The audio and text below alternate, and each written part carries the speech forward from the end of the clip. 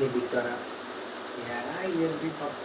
ఎటువంటి కష్టం లేకుండా అసలు ఏ క్వాలిఫికేషన్ లేకుండా మీ నాన్న ఉన్నది ముప్పై ప్రకారంగా స్ట్రైట్గా ఎంపించలేకుండా నీకే ఎంత పోగొంటే అమ్మ నాన్న డబ్బులు పడి స్కూల్ ఫీజు కదా ఎల్కేజీ నుంచి ఇంత కదా కష్టపడి ఇదే పాస్ అయ్యి ఇంటర్లో ఈజీగా గ్రూప్లో ఎంపీసీ చదువుతాను ఇంజనీర్ కష్టమైన అది group selection maths question physics question chemistry question road పెట్టుకు తిరిగి ఆ ఫీజు కట్టాలి ఈ ఫీజు కట్టాలి అమ్మ నాన్నల హింస పెట్టి బోర్డు ఎగ్జామ్లో పాస్ అవ్వాలని క్లాస్ కూడా పెట్టుకుని రాత్రంతా చదివి అలానే పెట్టుకుని పొద్దున్న లేచి మళ్ళీ చదివి తీరా పాస్ అయ్యి కెమిస్ట్రీలో ర్యాంక్ అంటే లాంగ్ టర్మ్ కోచింగ్ తీసుకుని అప్పటికి సరే ర్యాంక్ అమ్మ నాన్నలు తాకట్టు పెట్టి మేనేజ్ కూడా సీట్ సంపాదించి తెలుగు మీడియం నుంచి వచ్చింది నాకు ఇంగ్లీష్ అర్థం కాక ఫస్ట్ ఇయర్లో ఉన్న అరియర్స్ అన్ని ఫోర్త్ ఇయర్లో ఉన్న అరియర్స్ అన్ని ఫోర్త్ ఇయర్లో ఒకేసారి క్లియర్ చేసి సొసైటీలోకి వస్తే ఈ జనమంతా ఉద్యోగం ఇలా నీచంగా మాట్లాడటం పట్టించుకోకుండా ఉద్యోగం కోసం ఆఫీస్ ఈ ఆఫీస్ అని పిచ్చుకోకుండా 4 ఏళ్ళు తిరుగుతున్నాను ముందుకు పనికిరావు తిండిదంగా మా నాన్న చెడుతూ ఉంటే ఒక్కో మెతుకు గొంతులో వెతుకు మిమ్మల్ని కక్కలక చేస్తూ బతుకున్నావు ఎవరో మా అనుభవాలు మంచి మనసు అవకాశం దాన్ని కూడా లాగేసుకొని ఇలాంటి ప్రకాశకరించి ఈరోజు నీ ముందు మాట్లాడుతున్నా